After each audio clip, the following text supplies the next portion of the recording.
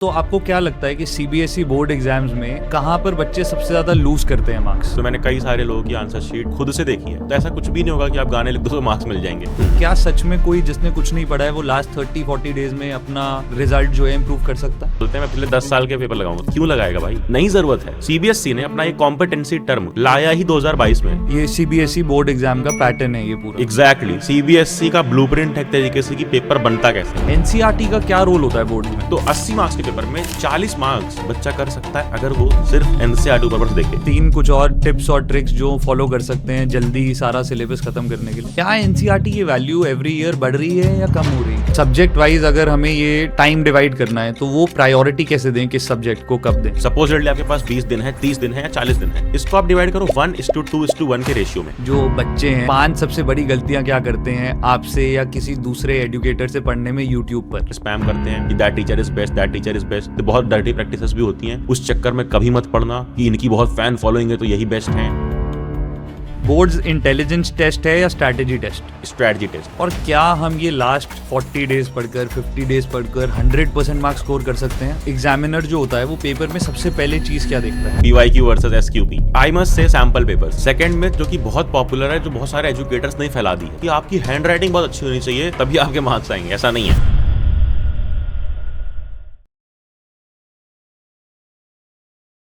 12th boards पास आ रहे हैं, बच्चे पैनिक में हैं, पेरेंट्स प्रेशर में हैं और सबका एक ही सवाल है, क्या अभी भी हम टॉप कर सकते हैं? ज़्यादातर स्टूडेंट्स अच्छा नहीं कर पाते, उसका रीज़न ये नहीं है कि उनको आता नहीं है, बल्कि उसका रीज़न है कि उन्हें ये नहीं पता कि पेपर बनता कैसे है, वेटेज कैसे होती है और एग्जामिनर का दिमाग क्या होता है। आज के एपिसोड में हम एग्जैक्टली यही बात करने वाले हैं कि पेपर बनता कैसे है, बोर्ड्स के हैक्स, मिस्टेक्स, रियलिटीज और लास्ट 30 डेज की स्ट्रैटेजी जो आपको हेल्प करेगी बोर्ड एग्जाम्स एस करने में।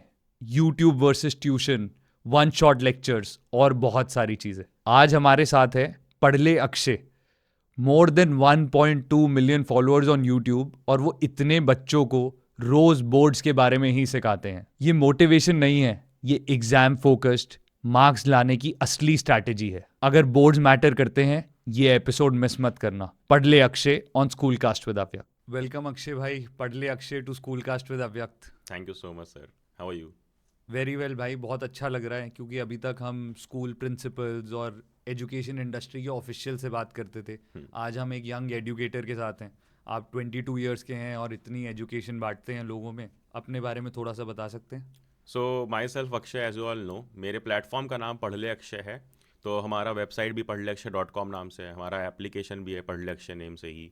और हमारे पास अप्रॉक्सीमेटली 22 करोड़ प्लस व्यूज़ हैं on YouTube channel which is our main channel with the name Padhle. And हमारे कई सारे चैनल्स हैं across different classes like Padhle seniors for class 11, 12 and CUET। And now we have open Padhle juniors for 8th and 9th। So we basically focus on quality education for free on YouTube, which is the best platform for students to get something for free, right? Absolutely. Journey के बारे में थोड़ा बता सकते हैं? बिल्कुल। Actually जब मैंने अपनी क्लास 10th खत्म करी, सो आई नोटिस्ड वन थिंग कि मेरी जर्नी में जो मेरी क्लास 10th की जर्नी थी, YouTube played a very big role, जहाँ पर मैंने कई सारे डिफरेंट चैनल से सीखा था, पढ़ा था थोड़ा थोड़ा। सो आई थॉट कि यार मैं एक्टिंग करता था स्कूल में, तो मुझे एक्टिंग आती है, मुझे बोलना आता है ना, मुझे स्किल्स हैं एज इन ह्यूमर आता है। तो मैंने सोचा कि इन सबको कंबाइन करके क्या ऐसा नया आउटपुट निकाल सकते हैं जो हेल्पफुल हो, यूज़फुल हो लोगों के लिए। तो मैंने सोचा क्यों ना मैं भी एक बार 10th क्लास को ही कुछ पढ़ाने का ट्राई करता हूँ अपने ह्यूमरस वे में। तो मैंने बस एक पेन पेपर खोला, ऊपर से एक Redmi Note 7 लगाया और स्टार्ट कर दिया बनाना।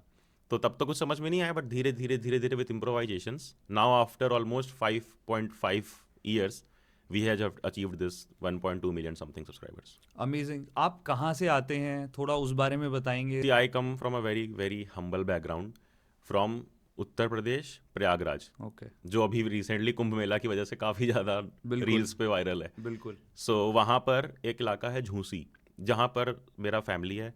और वहाँ पर हम लोग लाइक मेरे फादर बहुत ही ज़्यादा हम्बल बैकग्राउंड से हैं। बहुत सारी चीज़ें थी जो हम बहुत ही परेशान थे लाइक पूरी लाइफ की, यार ये कैसे होगा, एजुकेशन कैसे पूरी होगी। मुझे तो ये भी नहीं पता था कि हम किस कॉलेज में जाएंगे, क्योंकि प्राइवेट कॉलेजेस की फ़ीस ही बहुत ज़्यादा थी।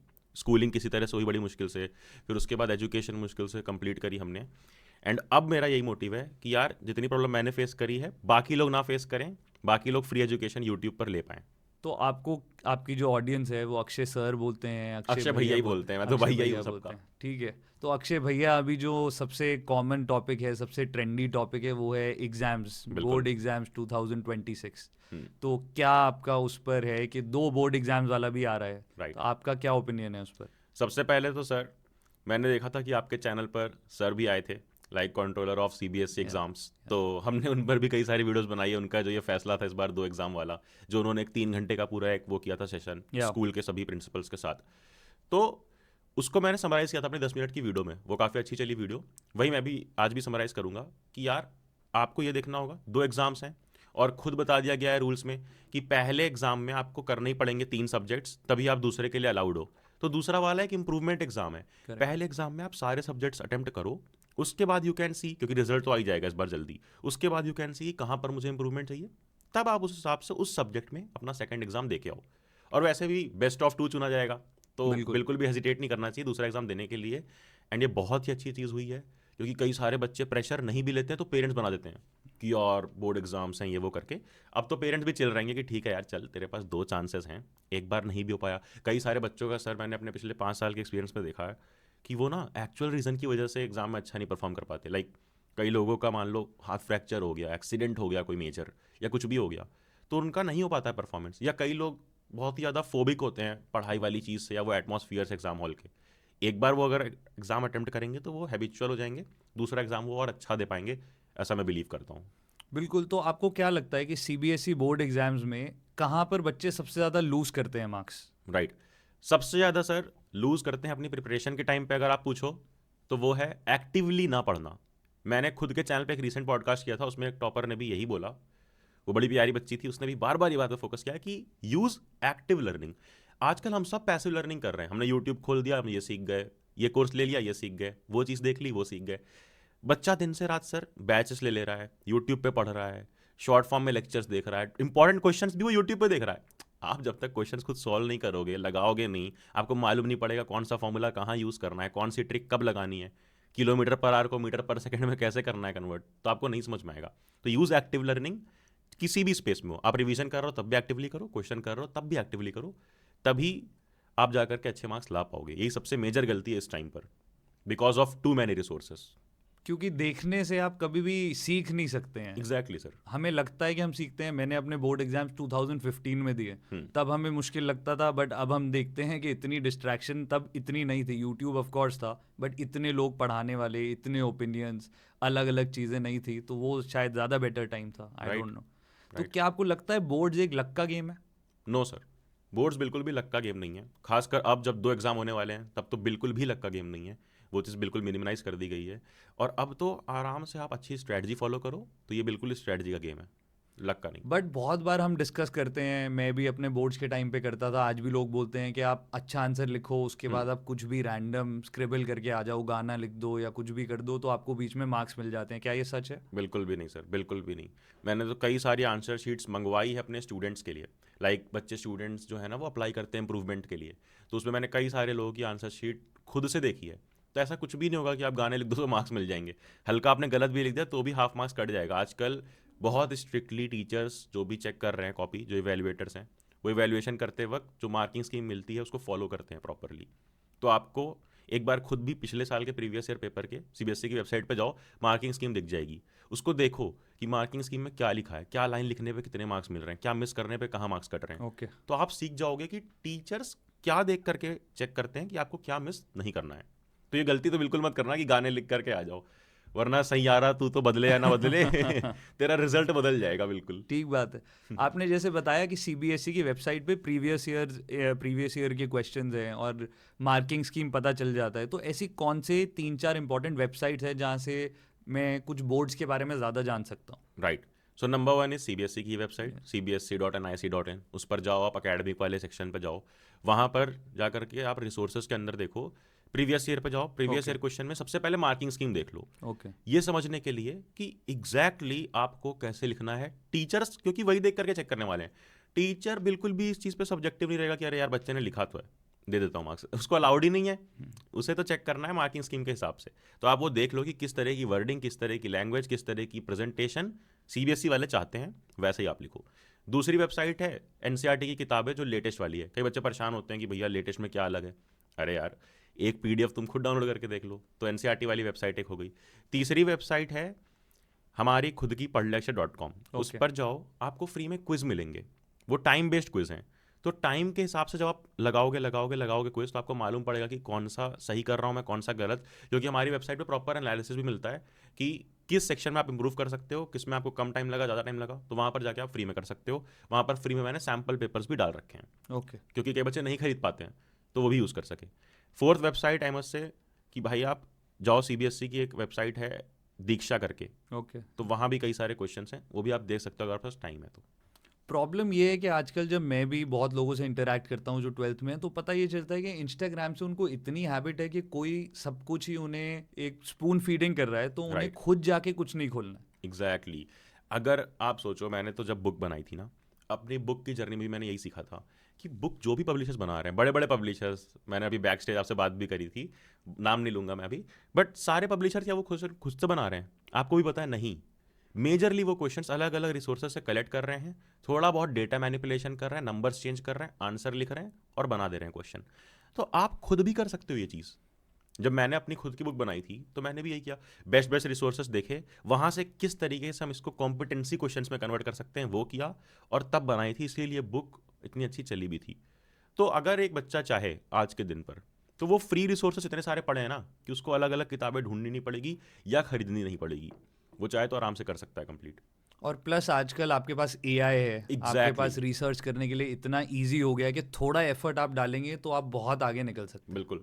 सर, एआई को तो बहुत लोग अंडरमाइन करते हैं कि यार एआई क्या है, क्यों है, मतलब एआई क्या ही कर लेगा, मेरे टीचर ने बता दिया मैं तो वो फॉलो करूंगा। क्या या फिर सच में मेरे, अंडरमाइन कर रहे हैं आजकल लोग? एग्जैक्टली कि मेरे तो इस एजुकेटर ने बता दिया कि इतना ही करना है, मैं इतना ही करूंगा, एआई का नहीं यूज़ करूंगा।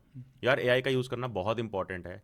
और अगर 3 एआई मैं रिकमेंड करूं जो लोग यूज़ कर सकते हैं, तो फर्स्ट इज जेमिनाई। जेमिनाई का एक लाइव वर्जन है, लाइव पे आप जा करके कैमरा ऑन करके भी देख सकते हो, कहाँ पर क्या डाउट है वो पूछ सकते हो, या ओके। स्क्रीन शेयर करके भी कर सकते हो, और वो एग्जैक्टली बताता भी है इन रियल टाइम। ये गूगल एआई स्टूडियो है या जेमिनाई नहीं, है? जेमिनाई के अंदर है ये ओके चीज़, जेमिनाई के अंदर आ चुकी ओके है। और ये एकदम एक्यूरेट बताता है, मैंने खुद भी ट्राई किया है। इंग्लिश में पूछ लो आप, जिसमें पूछना है उस लैंग्वेज में पूछ लो। ओके दूसरा नोटबुक एलएम, आपको कोई भी चैप्टर या कोई भी लेक्चर देखना है यूट्यूब का, आप उस यूट्यूब लेक्चर की लिंक कॉपी करके डाल दो, वो पूरा फ्लो चार्ट में समरी बता देगा। तो आपको मालूम पड़ जाएगा कि आप जो एक्सपेक्ट कर रहे थे इतने लंबे लेक्चर से बिना खोले ही, उसमें है भी या नहीं। एंड तीसरा, तो चैट जीपीटी सबको पता है, उसके बिल्कुल। कई सारे यूज केसेस हैं। अमेजिंग। तो इतनी एआई के आने के बाद भी अगर हम ये सब नहीं करेंगे और सिर्फ रील पर डिपेंडेंट रहेंगे, अक्षय भैया पर डिपेंडेंट रहो, बट अपनी तरफ से भी मेहनत करो। Exactly, exactly. क्या आपको लगता है कि अब जैसे ये सिर्फ 30-40 दिन रह गए हैं बोर्ड्स में, तो क्या सच में कोई जिसने कुछ नहीं पढ़ा है वो लास्ट 30-40 डेज में अपना रिजल्ट जो है इम्प्रूव कर सकता है? बिल्कुल सर। मैंने खुद भी अपने टाइम पर पूरे साल तो मैं मस्ती करते रह गया। प्री बोर्ड्स में भी मेरे अच्छे मार्क्स नहीं आए, क्योंकि मैं बहुत ही एक्टिव था स्टेज में कि अच्छा। भाई ये करना है, एक्टिंग करना है, रैप करना है। मैं स्टैंड अप कॉमेडी करता था स्कूल में, ओके। बहुत सारी चीज़ों में इन्वॉल्व था। तो कितने आए थे आपके प्री बोर्ड्स में? प्री बोर्ड्स में मेरे बहुत ही कम 68% टाइप मार्क्स थे, बट उसके बाद बोर्ड्स में आई वॉज स्कोरिंग 94%, ओ वाह। जो कि मेरे लिए तो ज़्यादा ही थे उस टाइम पर। बिल्कुल। सो वो चीज़ हो सकती है। कई सारे लोग ने बताया भी है यूट्यूब पे, और कई सारे आसपास के लोग से आप पूछोगे जो टॉपर्स भी है ना, मैंने तो खुद कई सारे टॉपर से बात करा है। All India rank 3, all India rank 2, वैसे ऑल इंडिया रैंक होती नहीं है सीबीएसई में, बट आजकल लोगों ने बना दिया है, तो उसके अकॉर्डिंग 3, 2 इन सब से बात की है मैंने। इन सब का भी यही तरीका है। कोई भी बच्चा ऐसा नहीं है जो डे 1 से पढ़ रहा है। सबके में लाइफ में यार वही है कि ह्यूमन का ग्राफ ना ऐसे ऐसे ऐसे ऐसे होता है, मतलब बिल्कुल, कुछ वो भी लीनियर नहीं होता। एग्जैक्टली वो वेव जैसा होता है। वो एआई नहीं है या फिर कंप्यूटर नहीं है कि यार वो एकदम ऐसे चलेगा। तो आपका भी अगर वो लो वाला पॉइंट है ना, तो remember, just work and wait for the high वाला पॉइंट। तो हाई वाला पॉइंट आएगा जल्दी। अब आप ये देखो कि पूरे बच्चे सारे जितने भी हैं, ये सब पूरे डे 1 से नहीं पढ़ते हैं, सब आखिर में पढ़ते हैं। बट वो आखिर के ही 30-40 दिन में कौन कितने घंटे दे सकता है और कितनी डेडिकेशन से, वो Absolutely. इंपॉर्टेंट है। तो मैंने तो कई बार अपने अलग अलग वीडियोस में बताया है, आपका सिलेबस नहीं हुआ है तो जल्दी जल्दी सिलेबस करो। सिलेबस करके आप सैम्पल पेपर्स लगाओ। जितने क्वेश्चंस आप अगेन एक्टिवली लगाओगे, उतने ही ज़्यादा चांसेस है कि जब आप पेपर में बैठोगे ना, आपको लगेगा यार ये क्वेश्चन तो मैं 3 बार लगा चुका हूँ। बिल्कुल। क्योंकि क्वेश्चंस रिपीट होंगे ही होंगे, थोड़ी बहुत बस लैंग्वेज चेंज करके। हमने ना सर सिलेबस जल्दी कंप्लीट करने के लिए 24 आवर्स का क्रैश कोर्स भी बनाया था स्टूडेंट्स के लिए, कि आप 24 घंटे में भी सिलेबस कर सकते हो। तो इन सारी चीज़ों का यूज़ करो, सिलेबस करो, एआई का यूज़ करो। हमने अपने कोर्स में भी AI भी डाली थी कि यार AI के थ्रू बच्चे डाउट सॉल्विंग कर सकते हैं। तो ये सारी चीज़ें करके स्मार्टली पढ़ के आप उतना ज़्यादा अचीव कर सकते हो जो आप हार्डवर्क से नहीं कर सकते, टू बी ऑनेस्ट। आप सोचो कि यार मैं पिछले 10 साल के पेपर लगाऊंगा, बच्चे मुझसे बोलते हैं मैं पिछले 10 साल के पेपर लगाऊंगा, क्यों लगाएगा भाई? नहीं ज़रूरत है। CBSE ने अपना ये कॉम्पिटेंसी टर्म लाया ही 2022 में, यानी Okay. 3 साल हुए हैं, तो आप पिछले 3 साल के लगाओ ना। बिल्कुल। अब कॉम्पिटेंसी क्वेश्चंस आएंगे, अब वो नहीं आएंगे पिछले जो 7 साल वाले बचे रह गए, आप वही लगाओ जो कॉम्पिटेंसी बेस्ड है। तो पिछले 3 साल के भी लगा लोगे तो काम हो जाएगा। थोड़ा स्मार्ट वर्क पे फोकस करो, ज़रूरी नहीं है कि वही करोगे जो आपका 2010 वाला टॉपर ने किया था। Yeah. लेटेस्ट चीज़ें फॉलो करो, मतलब थोड़ी कॉमन सेंस यूज करो। एग्जैक्टली। किसी को भी कुछ भी कहने पे ब्लाइंडली मत फॉलो करो, थोड़ा सा सुनो समझो देखो एंड देन यूटिलाइज इट। जैसे आपने बताया आपके 68 आए थे, मैं भी प्री बोर्ड में फेल हो गया था मैथ्स में, लेकिन फिर मेरे भी बोर्ड में 93% आए थे, तो इसीलिए मैंने खुद भी कराया। तो मुझे लगता है बहुत लोग सब कुछ कर सकते हैं। बिल्कुल सर, लोग 96 97 पे भी शायद जा सकते हैं, सिर्फ 93 94 की बात नहीं है। बिल्कुल। अब जैसे आपने प्रीवियस ईयर के क्वेश्चंस की बात करी, तो क्या प्रीवियस ईयर क्वेश्चंस बहुत इंपॉर्टेंट है? इंपॉर्टेंट है sir, but if you will ask me previous year question या सैम्पल पेपर, जो कि एक बहुत बड़ा सवाल होता है पूरे इंटरनेट पे, PYQ versus SQP, correct. I must say sample papers. Okay. Y?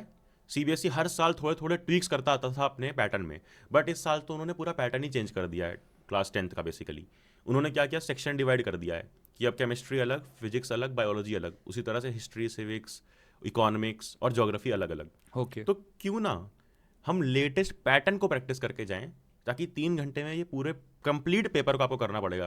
वो कैसे कंप्लीट करें उस पेपर को, वो आप सीख जाओगे, और लेटेस्ट क्वेश्चंस भी आपको सैम्पल पेपर में मिलते हैं। और क्या क्वेश्चंस रिपीट होते हैं? बिल्कुल सर, क्योंकि कई लोग सोचते हैं ना कि मैं सैम्पल पेपर भी करूंगा भैया, मैं प्रीवियस ईयर पेपर भी करूंगा भैया।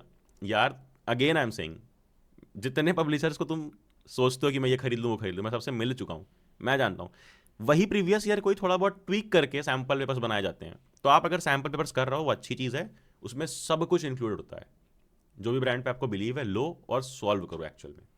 और अगर मैं कोई 2022 से पहले का क्वेश्चन पेपर देख रहा हूँ या सॉल्व कर रहा हूँ, तो क्या उसके बाद गेम बहुत ज़्यादा चेंज हो गई है कॉम्पिटेंसी बेस्ड एग्जाम आने के बाद? ट्रू, ये बात एकदम सच है, क्योंकि पिछले साल जब पेपर्स हो गए बच्चों के, तो मैं खुद भी सॉल्व करवा रहा था। And I will be very honest, एक टीचर को हमेशा ऑनेस्ट होना चाहिए। मुझसे भी एक आध क्वेश्चन गलत हो गए, क्योंकि क्वेश्चंस जानबूझ के ट्वीक करे जा रहे हैं, है ना, कि आप एक नज़र में देखोगे आपको लगेगा अरे तो वही है जो प्रीवियस ईयर वाला है, बट उसको ट्वीक कर दे रहे हैं, उसको कॉम्पिटेंसी बेस्ड बना दे रहे हैं, रियल लाइफ एप्लीकेशन वाले बना दे रहे हैं। तो बिल्कुल। आप 2022 के बाद वाले ही लगाओ, वो ही आपके लिए रेलेवेंट है। क्योंकि पहले मुझे याद है जब मैं बोर्ड्स दे रहा था, तब पहले वाले क्वेश्चन किसी ना किसी साल के सेम ही आ जाते थे, उसमें कुछ ट्वीक नहीं होता था, वो Right. सिमिलर ही लगते थे जब Right. आप देखते थे। बट अब सर बिल्कुल भी ऐसा नहीं हो रहा है। Okay. Hmm.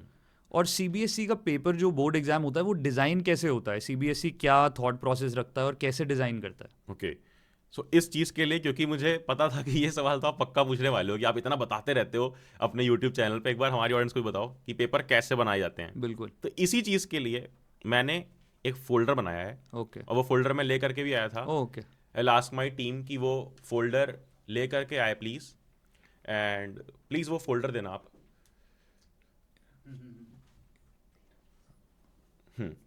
Thank you so much, thank you so much. तो ये फोल्डर मैंने बनाया था, ओके। जिसमें आई कैन एक्सप्लेन यू। क्या है ये? इसमें ना हर वो चीज़ है जिससे पेपर CBSE बनाता है, तो इसमें आई कैन एक्सप्लेन यू कि यार ये कैसे हो सकता है, पेपर कैसे बन सकता है, पूरा पैटर्न कैसे होता है स्टेप बाय स्टेप। ये CBSE बोर्ड एग्जाम का पैटर्न है ये पूरा? एग्जैक्टली, CBSE का ब्लूप्रिंट है एक तरीके से कि पेपर बनता कैसे है, कोई भी सब्जेक्ट का हो? कोई भी सब्जेक्ट का। ओके। और ये खुद भी चेक कर सकते हो आप अपने पास। ओके। जैसे सर सबसे पहले तो ये है सिलेबस जो CBSE रिलीज करता है। ओके। अब कई लोग आकर के स्कैम करते हैं सबके साथ, बच्चों के साथ, कि मैं आपको बता दूंगा इस चैप्टर से इतने मार्क्स, इस चैप्टर से इतने मार्क्स। भाई जब CBSE खुद बोल रहा है कि चैप्टर वाइज नहीं, यूनिट वाइज मार्क्स डिवाइड है, ओके। कि केमिस्ट्री से ये, बायो से ये, इससे ये, इससे ये, तो आप यूनिट वाइज पे बिलीव करो। ठीक है, ये CBSE की इंफॉर्मेशन है यस, ये पब्लिकली अवेलेबल है, सबके पास सिलेबस ही है बेसिकली। ओके। तो यहाँ पर मार्क्स लिखे हैं, आप इसको बिलीव करो मार्क्स के लिए। ओके। तो इससे आपको क्लियर हो जाएगा कि क्या कितने वेटेज का है। चैप्टर वाइज जो भी दे रहा है वो एक स्कैम है, यूनिट वाइज होता है? यूनिट वाइज होता है। ओके। सो पहली चीज़ ये हो गई। दूसरी, बार बार कॉम्पिटेंसी के नाम पे बच्चों को डरा रहे हैं कि ये होगा वो होगा, ऐसा हो जाएगा वैसा हो जाएगा। तो भाई कॉम्पिटेंसी से डरो मत। CBSE ने ही उसी सिलेबस के नीचे यहाँ पर डाला हुआ है क्वेश्चन पेपर डिजाइन, ओके। कि पेपर डिजाइन कैसे होगा, या आप पब्लिकली देख सकते हो जाके, वहां पर ही लिखा है कॉम्पिटेंसीज किस किस टाइप की होंगी। जैसे कि डिमॉन्स्ट्रेट नॉलेज एंड अंडरस्टैंडिंग 46%, फिर application of knowledge concepts 22%, 22%। And then ये थर्ड वाला formulate, analyse, evaluate and create, ये टाइप के 32%। करेक्ट। तो आप ये देखो ना, अब ये समझ में कई लोगों को नहीं आ रहा होगा पढ़ करके, बिल्कुल। सीबीएसई ने नीचे ये भी लिख दिया मीनिंग भी लिख दिया इसका। एग्जैक्टली कि अगर फॉर्मुलेट वाले हैं जो कि 32% हैं, तो उसमें किस किस टर्म का यूज किया जाएगा, इंटरप्रेट, एनालाइज, कंपेयर, कॉन्ट्रास्ट, ये सारे टर्म्स। तो ये आपके सामने पड़ा हुआ है, अब आपको डरना क्यों है कॉम्पिटेंसी से? बिल्कुल। रियल लाइफ क्वेश्चन होंगे, बस इस पैटर्न पर होंगे, इस तरह से होंगे। और ये पब्लिक इन्फॉर्मेशन है, और ये Correct. सिर्फ 10th के लिए है, 10th 12th दोनों 10 के 12 लिए? दोनों के लिए है। ओके। बस वही जो मैंने बोला था कि थोड़ा खुद की रिसर्च जरूरी है। Then I will show you this, ये है इस साल का सैम्पल पेपर जो कि सब बच्चों के पास रिलीज होता है हर साल। अब सैम्पल पेपर आपको क्यों देखना है? अभी आपने जान लिया कि वेटेज क्या रहेगी, आपने बिल्कुल। जान लिया कि पेपर पैटर्न क्या रहेगा। अब आप जान लो कि पेपर में किस सीक्वेंसिंग में पेपर दिया जाएगा, कि सेक्शन ए बी सी इस बार क्या चेंज हुए हैं भाई, ओके। कि जैसे केमिस्ट्री, फिजिक्स, बायो अलग अलग हो गया। तो एक बार सैम्पल पेपर देखना बहुत जरूरी है, क्योंकि प्रीवियस ईयर का पैटर्न अलग था, न्यू अलग पूरा है। डिजाइन आप समझ जाओगे इन चीजों से। एग्जैक्टली। और सैम्पल पेपर का ही design same to same follow होगा, जहां पर और करके क्वेश्चन है, जहां पर ऑप्शनल है, जहां पे कंपलसरी है, सेम डिट्टो आपका पेपर रहेगा, ये मैं प्रॉमिस कर सकता सेम हूं। डिजाइन होता है। Exactly same. फिर आता है सर जो बच्चे प्रैक्टिस करते हैं प्रीवियस ईयर, ये तो ना मैंने खुद से एनालिसिस किया था, इसमें आप देखोगे तो मैंने येस नो करके लिखा हुआ है। मैं एक दिन खुद से बैठ करके चेक कर रहा था कि कितने क्वेश्चन ऐसे होते हैं जो बच्चा अगर सिर्फ, जो रट्टू होते वाले बच्चे होते हैं, वो अगर सिर्फ एनसीईआरटी पढ़ लें तो कर पाएंगे, और कितने क्वेश्चन होते हैं जो नहीं कर पाएंगे। आप बिलीव नहीं करोगे, मैंने वीडियो भी बनाई थी इस पर, एग्जैक्टली वेटेज वाइज अगर हम देखें, मार्क्स वाइज, वेटेज वाइज, तो 80 मार्क्स के पेपर में 40 मार्क्स बच्चा कर सकता है अगर वो सिर्फ एनसीईआरटी ऊपर देखे, बट 40 मार्क्स वो नहीं अटेम्प्ट कर पाएगा अगर वो सिर्फ एनसीईआरटी देखता है। तो वो 40 मार्क्स के कहाँ से आएंगे? वही 40 मार्क्स के लिए सर क्वेश्चंस करना जरूरी है, Okay. So that you understand कि क्वेश्चंस फ्रेम कैसे हो रहे हैं। मतलब सिर्फ एनसीईआरटी पर आप अपना पूरा रिलाय मत करिए। बिल्कुल क्वेश्चंस करने पड़ेंगे, और एनसीईआरटी वाले नहीं, अलग से जो कॉम्पिटेंसी लेवल क्वेश्चंस हैं, उसके लिए सीबीएसई भी एक कॉम्पिटेंसी का पीडीएफ डालता है, बुकलेट डालता है अपनी वेबसाइट पे, वो भी बच्चे प्रैक्टिस कर सकते हैं। तो ये सर 50-50 जो वेटेज आई, इसने प्रूव कर दिया था हमें कि जो सीबीएसई ने बोला है कि 50% वेटेज कॉम्पिटेंसी का रहेगा, बाकी नॉर्मल, ये सच बात है। ओके। यस। तो मतलब इतनी इन्फॉर्मेशन हमारे लिए अवेलेबल है, थोड़ी बस आंखें खोलने की ज़रूरत है, हमारे सामने ही सब कुछ है। राइट, बिल्कुल। और आपको बहुत मेहनत और बहुत घंटे नहीं, थोड़ा स्मार्ट वर्क करने से भी बहुत गेम चेंज हो जाएगी। बिल्कुल। आई डोंट थिंक ये सब 2015 में या उससे पहले कभी होता था इतनी इन्फॉर्मेशन। हम तो 10 साल पुराने सैम्पल पेपर भी करते थे, Right. उसमें से ही करते रहते थे, और बहुत घंटे देने पड़ते थे। तो इतना कभी पब्लिकली अवेलेबल इसलिए भी नहीं था क्योंकि इतनी नई चीज़ें आई नहीं थी। अब आई हैं तो सीबीएसई ने अवेलेबल भी करी है, बस आपको उसको थोड़ा स्मार्टली देखना पड़ेगा। अमेजिंग। एनसीईआरटी का क्या रोल होता है बोर्ड्स में? सर एनसीईआरटी इज लाइक एक मैन्यूस्क्रिप्ट है। अब वो ना बच्चा अपने से पढ़ के नहीं समझ पाएगा। लाइक अगर मैं आपको कुछ चीट कोड्स के थ्रू लिख के दे दूँ, कुछ अलग लैंग्वेज में लिख करके दे दूँ, या समराइज करके लिख के दे दूँ, तो आप उसको पढ़ करके पूरी नॉलेज नहीं ले सकते, राइट? इसीलिए एनसीईआरटी को समझने के लिए ही यूट्यूब पे लेक्चर्स डाले जाते हैं। एनसीईआरटी को समझने के लिए बच्चा स्कूल जाता है, कोचिंग जाता है। तो एनसीईआरटी के बारे में डिस्क्रिप्शन पूरी समझो अपने टीचर से। एनसीईआरटी के साइड में मैं हर बार बोलता हूँ, जो स्पेस होता है उसको भर लो आप पूरी अच्छी तरीके से, क्योंकि पेपर तो इवेंचुअली वहीं से आएगा। बस उसमें से क्या क्या आ सकता है, साइड में आप क्वेश्चंस लिख लो, जो एक्स्ट्रा पॉइंटर्स हैं वो लिख लो। नोट्स बनाने से अच्छा ऑप्शन वही है कि आप साइड में लिख लो एक्स्ट्रा इन्फॉर्मेशन।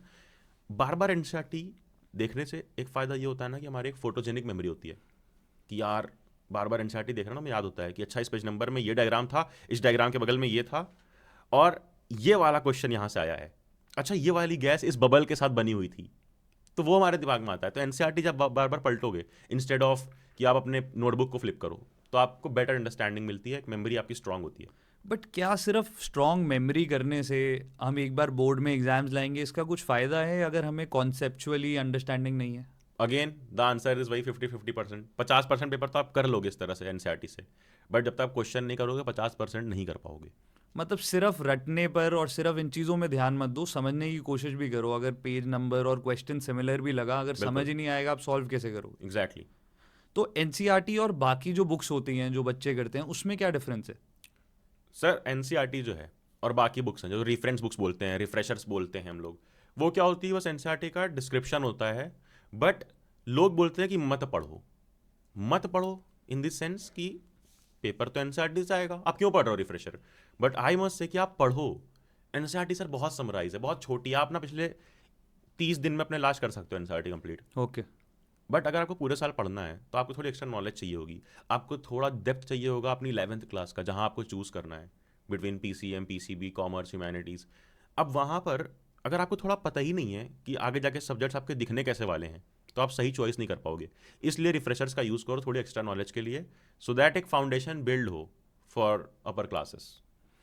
जो कॉम्पिटेंसी क्वेश्चंस की हमने बात करी, उसको क्रैक करने का क्या तरीका है? सर कॉम्पिटेंसी क्वेश्चंस को क्रैक करने का यही तरीका है, प्रैक्टिस प्रैक्टिस एंड प्रैक्टिस। जितनी प्रैक्टिस करते जाओगे उतना ईजी होता जाएगा। क्योंकि अब ना जैसे डायरेक्टली नहीं पूछेगा कि what is the colour of magnesium oxide in this experiment या इन दिस एक्टिविटी, वो पूछेगा Reema was doing experiment, she saw a white dazzling flame, now what was that. तो आपको क्वेश्चन घुमा दिया जाएगा, रियल लाइफ एप्लीकेशन वाला बनाया जाएगा। अब वहां पर आपको ध्यान देना पड़ेगा कि यार इसको कैसे करना है। तो कई बच्चे ना देख के डर जाएंगे कि यार ये तो डायरेक्ट क्वेश्चन ही नहीं है, बट जब आप प्रैक्टिस करके जाओगे, पिछले 3 साल के पेपर देख लो या सैम्पल पेपर देख लो, तो आप 100% उसको कर पाओगे। और अब लास्ट 30-45 डेज की बात करते हैं, अगर आपको क्लियर ब्लूप्रिंट देना हो तो वो क्या होगा? ब्लूप्रिंट सर मैंने अपनी लास्ट वीडियो में भी बोला था, अभी भी यही बोलूंगा, अगर आपके पास जो भी दिन है, सपोजिटली आपके पास 20 दिन है, 30 दिन है या 40 दिन है, इसको आप डिवाइड करो 1:2:1 के रेशियो में। ओके 1:2:1। ओके मान लो 40 दिन है तो ये बनेगा 10 days, 20 days, again 10 10 days. Days. So शुरू के 10 डेज में आपको क्या करना है, वो चैप्टर जो आपको आते हैं, या मैंने कुछ चैप्टर की लिस्ट शेयर करी थी जो कि हाई वेटेज वाले होते हैं और इजी होते हैं करना। Okay. तो 10 दिन है, इजी वाले कर लो और उनकी वेटेज भी अच्छी है, ठीक है। वो कर लिए। फिर अगले जो 20 दिन थे उसमें क्या करना है, जो थोड़े से टफ या फिर थोड़े से कॉम्प्लेक्स या लेंदी चैप्टर्स हैं, इसीलिए हमने 20 दिन रखा है वहाँ पे, वो चैप्टर्स कर लिए। अब दोनों सेक्शन आपने रिवाइज कर लिया, थर्ड वाला जो राउंड अपना 1:1:1 का अगला 10 दिन, 1:2:1। हाँ सॉरी 1:2:1 का अगला, ये अगला वाला जो है 1, आखिर वाले 10 दिनों में आपको सिर्फ और सिर्फ प्रैक्टिस करनी है आंसर राइटिंग की, प्रेजेंटेशन की। कैसे? सिंपल एक ड्राइंग बुक लो जो लैंडस्केप वाली आती है, ड्रॉ करो 2 मार्जिन, उसी तरीके की तुम्हारी आंसर शीट दिखनी है, उस पर 3 घंटे का पेपर 2.5 घंटे में करने की प्रैक्टिस करो।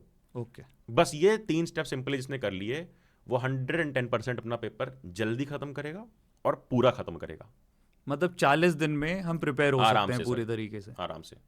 और ऐसे ही कुछ और टिप्स, 3 कुछ और टिप्स और ट्रिक्स जो फॉलो कर सकते हैं जल्दी सारा सिलेबस खत्म करने के लिए? ओके, सो नंबर 1 कि लास्ट के मोमेंट पे कुछ भी नया नहीं छूना है। कोई Okay. टॉपर बोलता है कि ये किताब कर लो, वो किताब कर लो, मेरे नोट्स पढ़ लो, नहीं, आपके अपने नोट्स बेस्ट हैं। या फिर आप एंड के टाइम पे जिसको भी फॉलो कर रहे हो, जिस भी टीचर को, जहाँ से आप रिवीजन सीरीज देख रहे हो, रिवाइज कर रहे हो जिस भी यूट्यूब लेक्चर से, आप उसको देखो, एनसीईआरटी खोले रहो और मार्क करते जाओ, साइड साइड में लिखते जाओ एक्स्ट्रा पॉइंट्स। पहली टिप। दूसरी चीज़ कि आप क्वेश्चंस अपने लगाओ भाई एनसीईआरटी के। अब एनसीईआरटी को लोग अंडरमाइन कर देते हैं, क्या जैसे मैं बोल दिया कि 50% ही पेपर हो पाएगा, अरे तो 50% तो पहले अचीव कर लो, एनसीईआरटी लगाओ। खासकर मैथ्स के सर 2 सेक्शन होते हैं, एक बेसिक वाले बच्चे होते हैं, एक मैथ्स स्टैंडर्ड वाले।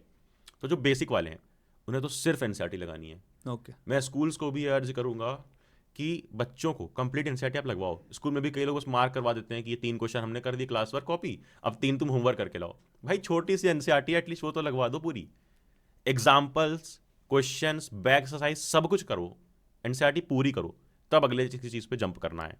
एंड तीसरी टिप कि भाई सिंपली एक चीज़ बिलीव करो कि question practice is the key. Again question practice करो जितनी हो सकती है और खुद पे बिलीव रखो, क्योंकि लास्ट के टाइम पे ना हम सोचते हैं कि अरे ये टॉपर तो ये वाली बुक कर रहा है, बट आप उसकी जर्नी देखो ना, उसने एनसीईआरटी कर लिया, ये कर लिया, वो कर लिया, तब वो कर रहा है। भाई आपका बेस और पिलर ही नहीं रेडी है, आप पहले वो करो अपनी जर्नी पे, है ना, क्योंकि every journey is very personal. या आपकी अपनी जर्नी, मेरी अपनी जर्नी है। बिल्कुल, और फोमो हो जाता है दूसरे को Exactly. देखकर। तो वैसे ही बिलीव करना चाहिए, अपनी जर्नी पे भरोसा रखना चाहिए और वैसे ही आगे कंटिन्यू करना चाहिए। क्या एनसीईआरटी की वैल्यू एवरी ईयर बढ़ रही है या कम हो रही है? एनसीईआरटी की वैल्यू सर सही बताऊं तो वो कम होती जा रही है, क्योंकि कई सारी अच्छी किताबें आ गई हैं अब, और एनसीईआरटी ने भी कुछ पहले राउंड्स भी किया था कि वो चेंजेस लाएंगे 1-2 साल में। तो बड़ा ज़रूरी है कि वो चेंजेस लाएं और थोड़े और अच्छे कॉन्सेप्ट डालें। अगर एनसीईआरटी आप थोड़ी स्ट्रांग बनाओगे ना, क्योंकि सारे स्कूल्स वही फॉलो करते हैं, बिल्कुल। तो बच्चों को वो अच्छे कॉन्सेप्ट पढ़ाएंगे। अभी आप आईसीएसई का सिलेबस देखो तो उन्हें उतनी दिक्कत नहीं होगी जेईई नीट देने में, क्योंकि आईसीएसई में सब कुछ पढ़ा देते हैं, वो जेईई नीट का सिलेबस आराम से कर लेंगे। मतलब आईसीएसई का सिलेबस ज़्यादा स्ट्रांग है सीबीएसई से? एग्जैक्टली, आईसीएसई का सिलेबस बहुत बेटर है, बहुत अच्छा है, बट सीबीएसई आज भी बहुत ही ज़्यादा बेसिक चीज़ें पढ़ा रहा है। लाइक वो चीज़ें आईसीएसई वाले 8th में पढ़ लेते हैं जो ये 10th में पढ़ते हैं, तो थोड़ा इंप्रूवमेंट की ज़रूरत है okay. In the textbooks. मतलब आईसीएसई की जो टेक्स्ट बुक्स हैं they are much better than CBSE in terms of content. Definitely sir, definitely. हमने जैसे पहले बात करी कि ये बहुत मिथ है कि आप गाने लिख कर आएंगे या कुछ भी लिखेंगे तो आपको मार्क्स मिल जाएंगे, तो ऐसे ही कुछ 3 मिथ्स और जो बच्चों को होते हैं बोर्ड्स के बारे में। राइट। सेकेंड में जो कि बहुत पॉपुलर है, जो बहुत सारे एजुकेटर्स ने फैला दी है, कि आपकी हैंड राइटिंग बहुत अच्छी होनी चाहिए तभी आपके मार्क्स आएंगे। ऐसा नहीं है। Handwriting and presentation are two different things. Okay. Presentation की कुछ कुछ चीज़ें होती हैं कि भाई आप क्लीन लिखो, स्पेस दे करके लिखो, कहाँ पर यूनिट लिखना है वो ध्यान रखो, आंसर बॉक्स में कर दो, स्टेप वाइज मार्किंग है मैथ्स में, तो पहले गिवन लिखो, कंस्ट्रक्शन लिखो, टू प्रूफ लिखो, तब जाके अपना सॉल्यूशन करो। तो ये डिटेल्स पे ध्यान दो। कैसे सीख सकते हो? पिछले साल के टॉपर्स की आंसर शीट पब्लिकली अवेलेबल है, सीबीएसई की साइट पे जाओ, या मैंने अपने प्लेटफॉर्म पे भी डाल रखी है, टेलीग्राम वगैरह पे, वहाँ पे देखो और समझो। वो है प्रेजेंटेशन, हैंड राइटिंग नहीं है प्रेजेंटेशन। तो आप प्रेजेंटेशन सीख लो, हैंड राइटिंग आपकी बस रीडेबल होनी चाहिए। मेरी खुद की हैंड राइटिंग रीडेबल है, आज भी बच्चे बोलते हैं कि भैया इंप्रूव करो। तो वो चीज़ है। तीसरी चीज़ है जो कि एक बहुत बड़ा मिथ है कि भाई टॉपर तो यार 24/7 पढ़ते हैं। ऐसा कुछ नहीं है। मैंने कई सारे टॉपर से बात करी है और रेगुलरली बात करता हूँ बच्चों से। कोई भी नहीं है जो 24/7 पढ़ता है। इंस्टेड कई सारे टॉपर्स इतने एक्टिव होते हैं कि सर वो अपने स्कूल में भी पार्टिसिपेट कर रहे हैं, वो रनिंग कर रहे हैं, मैराथॉन्स में जा रहे हैं, वो कोई स्पोर्ट्स खेल रहे हैं, और फिर भी वो पढ़ ले रहे हैं क्योंकि वो एक्टिवली पढ़ रहे हैं। तो जितने भी घंटे पढ़ो, एक्टिवली पढ़ो, हो जाएगा। मतलब प्रेजेंटेशन बहुत इंपॉर्टेंट है। अगर आपका आंसर ऊपर नीचे है, अगर प्रेजेंटेशन अच्छी है तो मार्क्स ज़्यादा मिलते हैं। राइट। ये कहीं ना कहीं सच है, बट सिर्फ प्रेजेंटेशन नहीं। प्रेजेंटेशन मैटर करता है, बट सिर्फ प्रेजेंटेशन नहीं, मैटर भी आपका जो है वो सही होना चाहिए।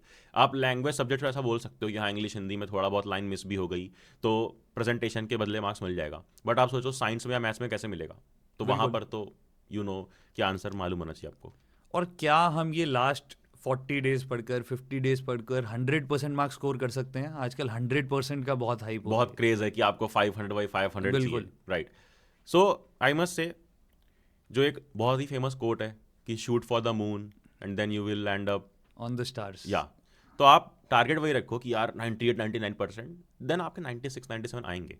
आप ट्राई ज़रूर कर सकते हो, but don't get so much dependent on numbers and data. Numbers data तो आप और मैं जानते ही हैं, यूट्यूब के भी। बिल्कुल। कोई भी अगर अपने नंबर्स और डेटा पर बहुत बिलीव करने लग जाएगा कि यार मेरे आज व्यूज़ डाउन है, मैं ख़राब कर रहा हूँ, या ये सब यार बाहर की चीज़ें हैं ना। अमिताभ बच्चन की भी 7-8 फ्लॉप्स थी लगातार, तब जाके एक हिट मिली थी। बिल्कुल। तो बच्चों को भी ये नहीं सोचना चाहिए, तो बहुत ही छोटी चीज़ है 10th। आपको भी पता है उसके बाद लाइफ कितनी चेंज होनी है। एब्सोल्युटली। उसके बाद 11th है, 12th है, कॉलेज है। अपना बेस्ट ट्राई करो। कोई ज़रूरी नहीं है 500/500, या मैं कहता हूँ 98% भी कोई ज़रूरी नहीं है। बस आप इतना रखो यार। मैं बार बार बोलता हूँ, जो एक डायलॉग भी है ना कि आंसर शीट डजेंट मैटर या मार्क्स डजेंट मैटर। मैं कहता हूँ marks matter for your parents ना। उन्हें थोड़ा सा एक कॉन्फिडेंस आता है लाइफ में कि हाँ हमारा बच्चा भी है कुछ, तो उनके कॉन्फिडेंस के लिए, उनकी खुशी के लिए एक रिस्पेक्टेबल मार्क्स ला दो, दैट्स इट। क्या मार्क्स की पेरेंट्स को कॉन्फिडेंस देने को छोड़कर कोई और वैल्यू है आज के टाइम में? No sir. आई मस्ट से कि वो बस एक कॉन्फिडेंस के लिए है, चाहे वो खुद के कॉन्फिडेंस के लिए हो, चाहे वो पेरेंट्स के कॉन्फिडेंस के लिए हो। क्योंकि 10th के मार्क्स की स्पेसिफिकली बात करें तो ऐसा कोई अब खास रोल है भी नहीं। This is a reality. अब वापस सब्जेक्ट्स की बात करते हैं। तो Yes. अब सब्जेक्ट वाइज अगर हमें ये टाइम डिवाइड करना है तो वो प्रायोरिटी कैसे दें, किस सब्जेक्ट को कब दें? सी, एक चीज़ जो हम थोड़ा ना पर्सनल ले लेते हैं अपने ऊपर, अपने जर्नी पे, कि यार मेरी ना मैथ्स वीक है, अब मैं मैथ्स लगाऊंगा। यार वो ना आर डी शर्मा कर रहा है, मैं वो लगाऊंगा। एक बात याद रखो, स्ट्रैटेजी इसीलिए सच ज़रूरी होती है। आपको ये मालूम होना चाहिए कि आपका जो वेटेज है हर सब्जेक्ट का सेम है। 80-80-80-80, फिर 20 इंटरनल वाले मार्क्स, 100-100-100-100, तो सब इक्वल वेटेज के हैं। ओके। तो वहाँ पर आप ध्यान दो कि यार इंग्लिश भी आपका उतना ही नंबर का पेपर है, वो भी उतना ही नंबर का है, ओवरऑल परसेंटेज बननी है। तो टाइम डिवाइड करो। अगर आपका कोई सब्जेक्ट वीक पड़ रहा है तो उसको टाइम डिवोट करो ज़्यादा। कोई स्ट्रांग है तो ठीक है, बस उसका रिवीजन कर लो। यहाँ कोई जेई जैसा नहीं है, ये 10th है, यहाँ पर इक्वल वेटेज है सबकी, है ना। उसी तरह से अब सोशल साइंस में कई बच्चे बोलते हैं कि भैया लेंदी है, तो हम हर एक एजुकेटर यूट्यूब पे बोल चुका है कि सोशल साइंस का 80 मार्क्स का पेपर है, जो 4 सब सब्जेक्ट्स हैं, हिस्ट्री, सिविक्स, इको, ज्योग्राफी, चारों 20-20-20-20 के हैं। तो क्यों ना आप सिविक्स और इको, जो कि ईजी होता है, वो करके आप 40 अपने सिक्योर कर लो, तब आप अगले 20 और 20 पे जंप करो। तो वेटेज वाइज स्ट्रेटजिक तरीके से चलो। कुछ पर्सनल मत ले लो कि वो टॉपर ये कर रहा है, उसने चैनल लगा दिया कि 30 क्वेश्चन करके ला मैथ्स के, तो मैं भी 30 करूंगा, बिल्कुल। है ना। इंप्रूव करो जो आपके वीक सब्जेक्ट्स हैं। मतलब थोड़ा सा प्लानिंग में टाइम दो। बिल्कुल। एकदम से बस करते रहो, ओवरवेल्म मत हो। हाँ। एकदम से करते रहोगे तो ना प्लान कर पाओगे, ना कुछ आगे बढ़ पाओगे। करेक्ट, ब्लाइंडली मत चलो। बिल्कुल। अब क्लास 12th का सबसे पहला एग्जाम होता है फिजिकल एजुकेशन, और वो लोग सबसे कम पढ़ते हैं, उसको कैजुअली लेते हैं। उसको हाईएस्ट तरीके से क्रैक करने का क्या वे है? Sir to be very very very honest, ये जो पेपर है ना, फिजिकल एजुकेशन हो गया या कंप्यूटर हो गया, आईटी का पेपर हो गया, ये सारे बड़े इजी पेपर हैं, बहुत इजी पेपर हैं। मैं तो ये बोलूँगा 12th वाले जो देख रहे हैं, फिजिकल एजुकेशन छोड़ो, वो तुम लास्ट मोमेंट पे कर सकते हो, बट अगला जो पेपर है फिजिक्स का, वो तुम्हारी बैंड बजा सकता है, तो उसके लिए प्रिपरेशन करो, वो ज़रूरी है। फिजिकल एजुकेशन तुम लास्ट के ना 3 दिन में भी पढ़ के कर सकते हो, यूट्यूब पे बहुत सारे एजुकेटर्स अवेलेबल हैं, पढ़ो उनसे और अच्छे से कंप्लीट कर लोगे, कोई ज़रूरत नहीं है बहुत दिमाग लगाने की। फिजिकल एजुकेशन बहुत इजी पेपर आता है, आराम से अटेम्प्ट कर सकता है बच्चा। अब आपने यूट्यूब क्रिएटर्स, यूट्यूब एडुकेटर्स की बात करी है, तो अक्षय भैया, जो बच्चे हैं, सबसे बड़ी गलतियां क्या करते हैं आपसे या किसी दूसरे एडुकेटर से पढ़ने में यूट्यूब पर? राइट, तो 5 गलती जो यूट्यूब से पढ़ते वक्त स्टूडेंट्स करते हैं, दैट इज नंबर 1 कि वो पूरा डिपेंड हो जाते हैं, एक्टिवली लर्न नहीं करते हैं। ओके। तो जब आप लेक्चर प्ले कर रहे हो, किसी का भी XYZ, कोई भी टीचर है वो, है ना, बहुत आपके लव्ड टीचर भी हो सकते हैं, तो आप पॉज करना सीखो लेक्चर को, है ना। इसीलिए मैं बोलता हूँ हमेशा कि लाइव क्लासेस उतनी अच्छी भी नहीं है, रिकॉर्डेड में क्या एक ऑप्शन है पॉज करने का, तो आप पॉज करो, जब वो क्वेश्चन करवा रहा है पहले खुद से अटेम्प्ट करो, कोई भी टीचर करवा रहा है, नहीं हुआ आपसे, then you play and watch the solution. तो first thing is pause, play, active learning. Yes. Then second, कि जब आप पढ़ रहे हो तो आपके सामने ना कुछ होना चाहिए टेंजिबल। हमारी मेमोरी बड़ी वैसी होती है कि जितने सेंसेस आपके आएंगे यूज़ में उतना आपको याद रहेगा, तो आप NCERT पर नोट डाउन करते रहो, या आपके नोट्स बने उसमें नोट डाउन करते रहो, कुछ एक्स्ट्रा नोट करते रहो, आप एक्टिवली इंगेज रहो।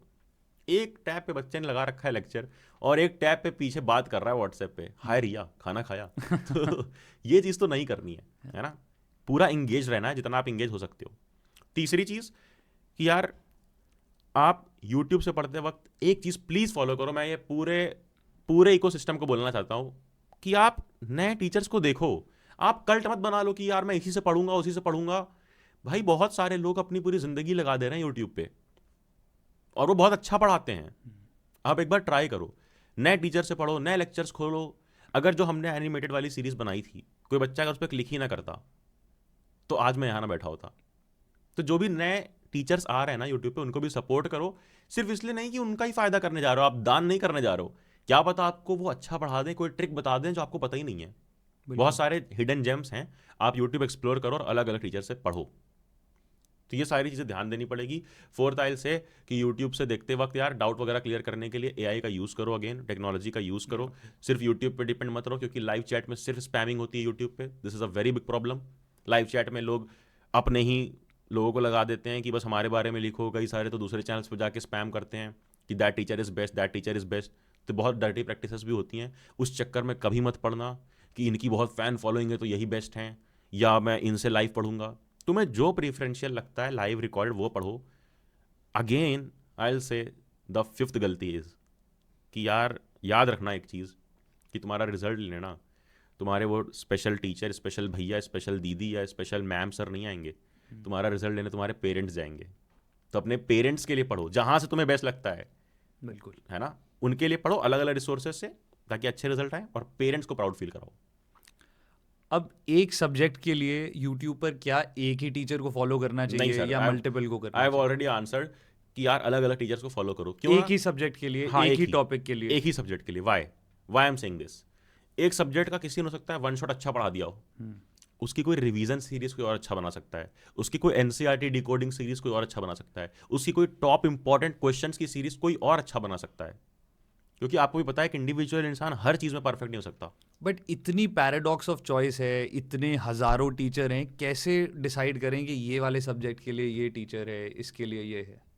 फर्स्ट थिंग आपको जो देखनी चाहिए कि वो टीचर को आप एक बार एक लेक्चर दे करके एक बार ट्राई दो, आपको पसंद आता है तो उसको कंटिन्यू करो। दूसरा आपको देखना चाहिए कि वो टीचर पूरी कंप्लीट कर रहा है, नई सीरीज कंप्लीट करना चाहिए, तभी तो आप पढ़ोगे उनसे।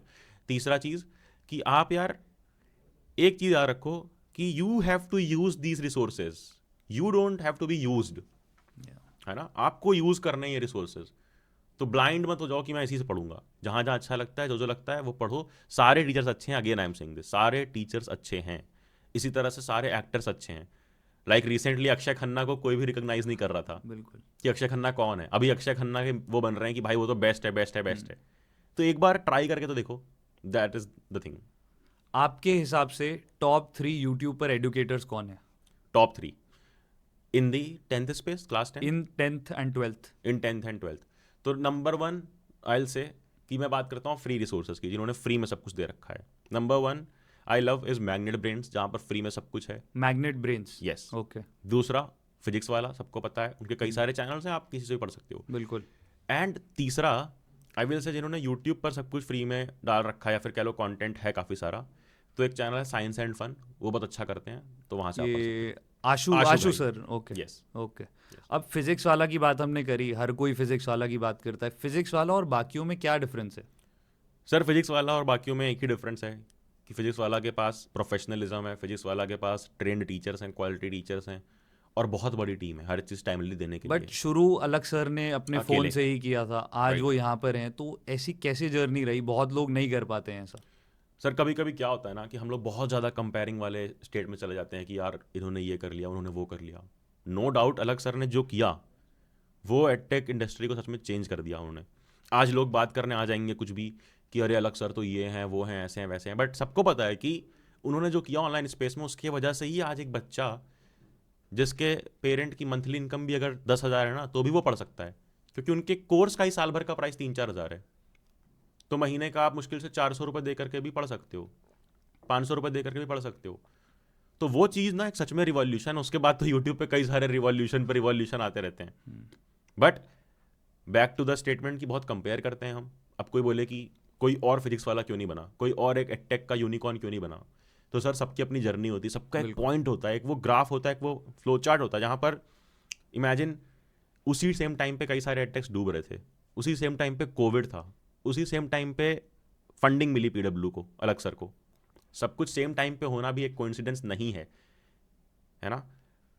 राइट इससे मैं टाइम राइट लक भी, प्लेस। हाँ इससे मैं लक भी नहीं बोलूँगा, because luck follows people who do something. या आप करते जाओ। उन्होंने भी पहले बहुत साल से ट्राई किया, बट वो एग्जैक्ट पॉइंट जहाँ पर उन्हें सही डिसीजन लेना होता है कि फंडिंग उठानी है कि नहीं उठानी है, कहाँ पर उन्हें किस तरह से आगे फॉरवर्ड आना है, कहाँ पर उन्हें को फाउंडर चाहिए, कहाँ पर उन्हें टेक चाहिए, वो सारे right decision at right time आप लेते हो, तब आप जाके एक यूनिकॉर्न बनते हो। सो आपको कंपेयर नहीं करना चाहिए, आपकी अपनी जर्नी है, यू शुड कंटिन्यू। पढ़ाते सब अच्छा है और सब अच्छा कर सकते हैं। आपने अभी पीछे एक स्टेटमेंट दी थी कि मार्क्स का लाइफ में कोई वैल्यू नहीं है, Right. वो सिर्फ पेरेंट्स के कॉन्फिडेंस के लिए है। तो फिर आप और बाकी सारे एजुकेटर जो यूट्यूब पर हैं, वो अपने आप को मार्क्स बढ़ाने के लिए ही क्यों सेल करते हैं? ये सेल वाला जो वर्ड है ये बड़ा इंपॉर्टेंट है कि सेल करते वक्त ना, हम कोई भी यूट्यूबर हो, चाहे टेक हो, कोई भी हो, कई लोग, मैं हमेशा ना अपनी तारीफ तो करता नहीं रहूँगा, I will be very honest, कई लोग मुझे बार बार बोलते भी हैं कि यार तू तो क्लिक बेट करता है, तू तो ऐसे थंबनेल बनाता है, तू तो ये टाइटल डाल देता है। मैं उन्हीं बच्चों से पूछ रहा हूँ जो ये कमेंट करते हैं, आंसर मी इन दी कमेंट्स, क्या मैं अगर बहुत ही प्लेन टाइटल डाल दूँ कि how to make your parents proud, आप क्लिक करोगे? नहीं करोगे। इतने डिस्ट्रैक्शन में आप खोए हुए ऑलरेडी, वहाँ पर आपको खींच के लाना पढ़ाई की तरफ, यही एक बहुत बड़ा टास्क है। आज जो भी नए चैनल्स खुलते हैं उनका सबसे बड़ा टास्क ही यही है कि बच्चे को पढ़ाएं कैसे, उसे पढ़ाने में कैसे इंटरेस्ट लाएं।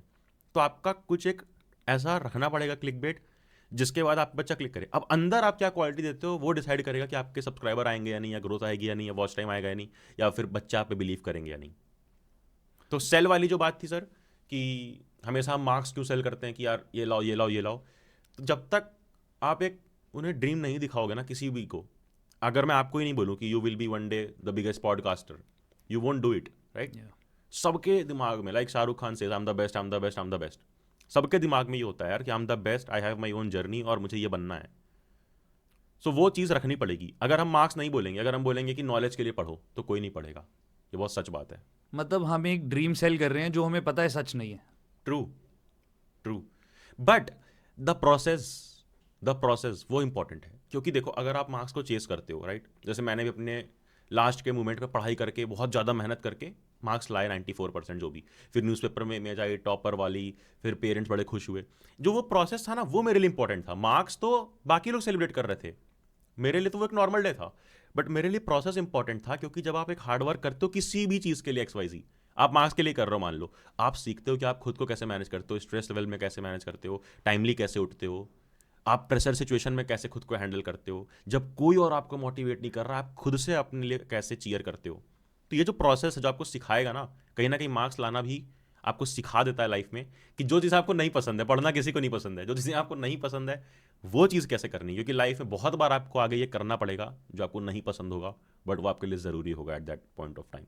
बट क्या आप अपने बच्चों को ये चीज़ क्लियरली बोल के पढ़ाते हैं? क्योंकि जितने मैंने टीचर्स देखे हैं वो सिर्फ इसी चीज़ में फोकस करते हैं कि मार्क्स लाइए, मार्क्स लाइए। अगर कोई एडुकेटर ये बोल रहा है कि ये एक लेवल तक ही इम्पॉर्टेंट है, इसकी वैल्यू उतनी नहीं है जितनी आज से 10 साल पहले थी, लेकिन फिर भी इम्पॉर्टेंट है और अब पढ़ते हैं, तो उस पर एडुकेटर पर जो ट्रस्ट और जो ऑथेंटिसिटी होती है वो नेक्स्ट लेवल होती है। डेफिनेटली मैं तो अपने सर लेक्चर्स में, वीडियोस में हमेशा कूल होता हूँ।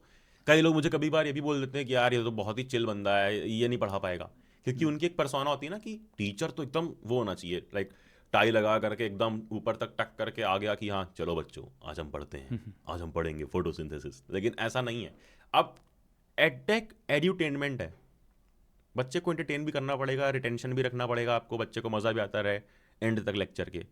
सो टीचर को आजकल फ्रैंकली होना पड़ता है, और फ्रैंकली हैं सारे टीचर, सब लोग हो रहे हैं। बड़े बड़े एडटेक में ये ऑर्डर्स आ चुके हैं टीचर्स के पास कि आपको फ्रैंक होना है, आपको बहुत सीरियस नहीं होना है, तो फ्रैंकली पढ़ाओ। मैंने तो हर बार ये बोला है, आज भी मैं बोलूँगा कि यार मार्क्स उतने मैटर नहीं करते, the process is important. Marks आपके खराब आएंगे, अच्छे आएंगे, खराब आएंगे एक दिन रो लोगे, अच्छे आएंगे एक दिन हंस लोगे।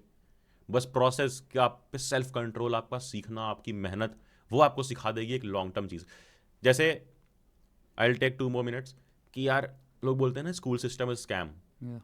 मेरा ये मानना सही है, स्कूल सिस्टम हमारा इंडियन एजुकेशन सिस्टम पूरा स्कैम नहीं है। Okay. स्कूल की बात कर रहा हूँ, कॉलेज तो एक अलग ही टॉपिक हो गया, वहाँ पर तो बहुत इंप्रूवमेंट चाहिए। बट स्कूल में ना जो डिसिप्लिन, जो हार्डवर्क, जो सिस्टम, स्ट्रक्चर और प्रैक्टिस हमारे इंडियन स्कूल सिखाते हैं, कोई नहीं सिखाता।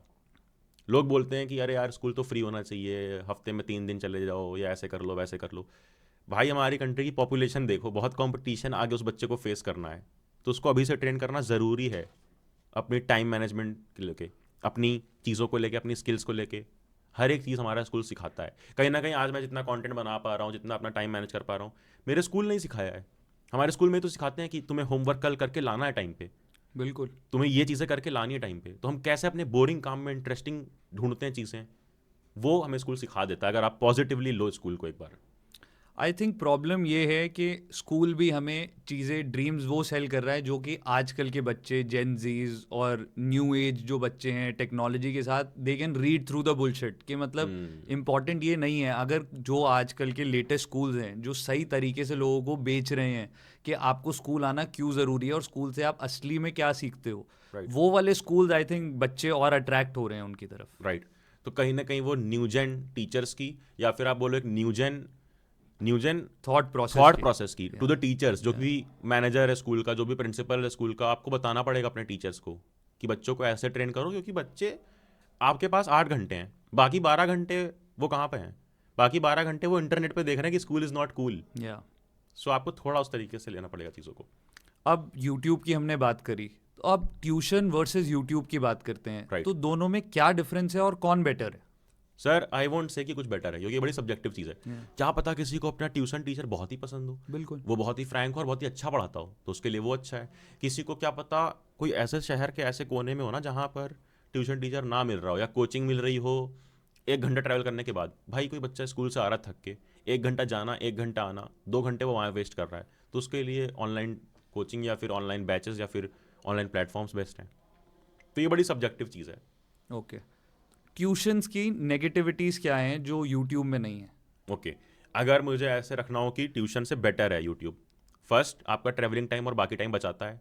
सेकंड कि भाई वहाँ पर आप पर्सनलाइज तरीके से पढ़ सकते हो। ट्यूशन में तो कई सारे बच्चे होंगे कोचिंग में, वहाँ पर उसे पढ़ना पड़ेगा, यहाँ आपको पर्सनलाइज तरीके से पढ़ सकते हो आप। तीसरा, जितने टीचर ऑप्शंस आपको इंटरनेट पे मिलेंगे वहाँ नहीं है, क्योंकि वहाँ तो जो भी एक टीचर मिल गया आपको उससे ही पढ़ना है। बट अगेन उसका एक फ़ायदा जो मुझे नज़र आता है ना ट्यूशन का, वो ये है कि आपको एक इन्वायरमेंट मिलता है। तो अगर आप एक ऐसे बच्चे हो जो आपको एक कॉम्पिटिटिव इन्वायरमेंट मिलता है, अरे उसके इतने अच्छे मार्क्स आ रहे हैं, इसके ये हो रहे हैं वो हो रहे हैं, तो वो अच्छा है। बट मेरे एक स्टूडेंट ने बताया था कि उसे ना ये इन्वायरमेंट से प्रॉब्लम है। उसे क्या होता है ना कि वो थोड़ा डिस्ट्रैक्ट हो जाता है to the opposite gender and all of that, तो वो डिस्ट्रैक्शन हटाना चाहता है, इसलिए वो घर पे बैठ के अपने कमरे में पढ़ता है। तो ये पर्सनल चॉइस है, बिल्कुल सेल्फ अवेयरनेस इसकी। बिल्कुल। अब हर जगह एक और बड़ी हाइप है, वन शॉट वीडियो। हम्म अब वन शॉट वीडियो हर कोई डाल रहा है, बोर्ड्स के लिए एक करके चले जाइए, आप सक्सेसफुल हो जाएंगे, टॉपर हो जाएंगे। क्या ये यूज़ करना चाहिए या अवॉइड करना चाहिए सी बच्चों को? वन शॉट वीडियोस बच्चों के लिए अच्छे हैं, वो यूज़ करते हैं और करते चाहिए क्योंकि वो अच्छी चीज़ है। बट वही है ना कि आप पहले से पढ़े रहो थोड़ा थोड़ा। वन शॉट जो डिटेल्ड वाले हैं वो अच्छे हैं, 1.5 घंटे के आप पढ़े रहोगे तो आपको उसमें मज़ा भी आएगा। बट आजकल कई सारे लोग ये टारगेट करने लग गए हैं कि मैं ये कर दूंगा वो कर दूंगा, मैं जो बता रहा हूँ एग्जैक्ट वही आ जाएगा। ऐसा बिल्कुल नहीं होगा, क्योंकि जो जो हम करते हैं कहीं ना कहीं, मैं भी कभी ना कभी ऐसा बोलता हूँ कि यार ये टॉपिक्स एकदम पेपर लीक टॉपिक्स हैं या ऐसे टॉपिक्स हैं जो करके जाओ, तो वो उनके लिए है ना जो मतलब जो पढ़ चुके हैं ऑलरेडी, उनको हम वैसे रिमाइंडर दे रहे हैं कि ये देख ले, तो आएगा ही आएगा। अब अगर कोई बैक बेंचर आ जाए जिसने कुछ भी नहीं पढ़ा है और वो सोचे कि मैं इस टीचर का ये एक सेशन देख लूंगा और मेरा पेपर हो जाएगा, ऐसा नहीं होगा। You have to be very aware, ऐसा नहीं होगा। एग्जामिनर जो होता है वो पेपर में सबसे पहले चीज़ क्या देखता है? सर सबसे पहले चीज़ एग्जामिनर यही देखेगा कि आपने पेपर स्टार्ट कैसे किया है। That is why I always say कि ये कोई ज़रूरी नहीं है कि आप कौन सा सेक्शन पहले स्टार्ट करते हो, ज़रूरी ये है कि आप वो सेक्शन जो स्टार्ट कर रहे हो वो कैसे स्टार्ट करते हो।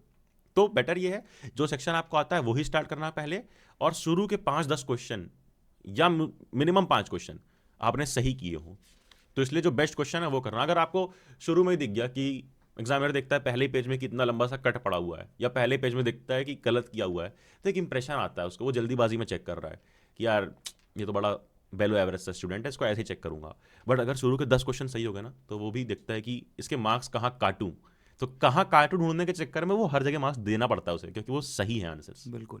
सो जो बेस्ट सेक्शन है आपका वो अप्रोच करो पहले। और सर दो और मिथ्स हैं। एक तो लोग बोलते हैं कि अगर हम उल्टा पेपर शुरू करते हैं तो जल्दी ख़त्म होता है, क्या ये सच है? मैंने खुद ने ये किया था, कई सारे टॉपर से करते हैं। आप इस डिसीजन पे तब आओगे जब आप 3 सैंपल पेपर करो, इसलिए मैं बोलता हूँ मिनिमम 3 करो। एक जो सीक्वेंस में उसमें, एक उल्टा करके देखो, और एक रैंडम करके देखो, like C A B okay. ऐसे। फिर आपको जो लगता है आपके लिए कंफर्टेबल है वो करो, बट उल्टा कहीं ना कहीं काम आता है क्योंकि वो हाई वेटेज वाले क्वेश्चंस लास्ट में ही होते हैं। मतलब अगर छूटते हैं तो आपका कम नंबर वाले छूट जाते हैं और बिल्कुल ज़्यादा वाले हो जाते हैं। बिल्कुल। एक और बहुत बड़ी मिथ है कि अगर हम पैराग्राफ्स की जगह पॉइंटर्स में लिखते हैं तो हमें ज़्यादा मार्क्स मिलते हैं। सर ये मिथ नहीं है, ये कहीं ना कहीं सच है इन सम सब्जेक्ट्स, क्योंकि SST वगैरह में 3 मार्क्स में 3 पॉइंट, 5 मार्क्स में 5 पॉइंट लिखने पड़ेंगे।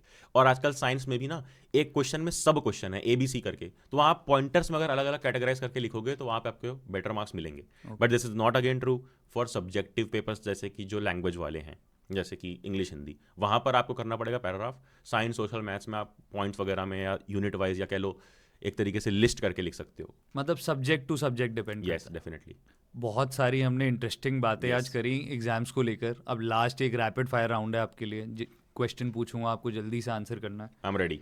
NCERT और reference books? NCERT। Bye. NCERT for board exams, reference for your knowledge and foundation, as I said. Okay. PYQs और sample papers? Sample papers, because उसमें लेटेस्ट पैटर्न है and competency questions हैं। Last month में new chapter start करना, yes और no? No, जो किया, जो मैंने बताया अभी स्ट्रेटजी में, पहले वो करो, बाद में वो करो जो नहीं किया है अब तक। रात को पढ़ना या सुबह? आई मीन ये सब्जेक्टिव है, बट मेरा मानना है कि पढ़ाई के बीच में अपनी डेली एक्टिविटीज करो। नींद, खाना पीना, सोना, हम लोग खाने पीने सोने नींद के बीच में पढ़ते हैं, तो that is wrong. Boards intelligence test है या स्ट्रैटेजी टेस्ट? Strategy test. कोई बहुत इंटेलेक्चुअल या बहुत ज़्यादा वहाँ पर UPSC के क्वेश्चन नहीं आने हैं, है ना। स्ट्रैटेजी अच्छी बना के जाओगे तो आ जाएगा सेम टू सेम जो आप पढ़ के गए हो। एक लाइन जो हर डरे हुए क्लास 10-12 स्टूडेंट को सुननी चाहिए? कि यार this is a very unique experience, class 10 दोबारा नहीं आएगी आपकी। This is the first stage to make your parents feel proud, that's it. Complete the line. CBSE boards में सक्सेस का रियल सीक्रेट है? प्रैक्टिस। प्रैक्टिस। लास्ट है CUET versus 12th boards? CUET versus 12th board I see as 12th boards plus CUET, दोनों एक साथ लेना चाहिए। 12th boards क्योंकि सब्जेक्टिव है, CUET ऑब्जेक्टिव है, तो ये मेजर डिफरेंस आता है। अगेन आप प्रैक्टिस करो, सब्जेक्टिव का इसके लिए, ऑब्जेक्टिव का उसके लिए, तभी आप अच्छा अटेम्प्ट कर पाओ। अगर हम ज़्यादा डिफिकल्टी की बात करें, ज़्यादा डिफिकल्ट CUET या 12th boards? I guess 12th boards, क्योंकि वहाँ सब्जेक्टिव, वहाँ प्रेजेंटेशन मैटर करती है, बहुत चीज़ें मैटर करती है। यहाँ ऑब्जेक्टिव है, सिलेबस आपका वही है, पढ़ के आप गए हो, बस आपको CBT मोड में पेपर देना है। ओके, थैंक यू, बहुत ही अच्छा लगा एग्जाम्स के बारे में इतना कुछ जान के, डिटेल में हमने बातें करी। Thank you so thank you much. So much sir to you to welcome myself on this esteemed platform, जहाँ पर इतने सारे अच्छे लोग आ चुके हैं, चाहे वो CBSE कंट्रोलर हो, चाहे वो ICSE बोर्ड के लोग हों, और यहाँ पर मैं एज अ यंग एजुकेटर आकर के बहुत प्रिविलेज फील कर रहा हूँ। And I again tell you कि हमारा ये पॉडकास्ट का जो मोटिव था कि बच्चे अवेयर हों, आई गेस वो पूरा हुआ। कमेंट्स में आई गेस बच्चे बताएंगे कि वो पॉडकास्ट कैसा लगा बिल्कुल, उन्हें। It's our pleasure, thank you. Thank you so much sir.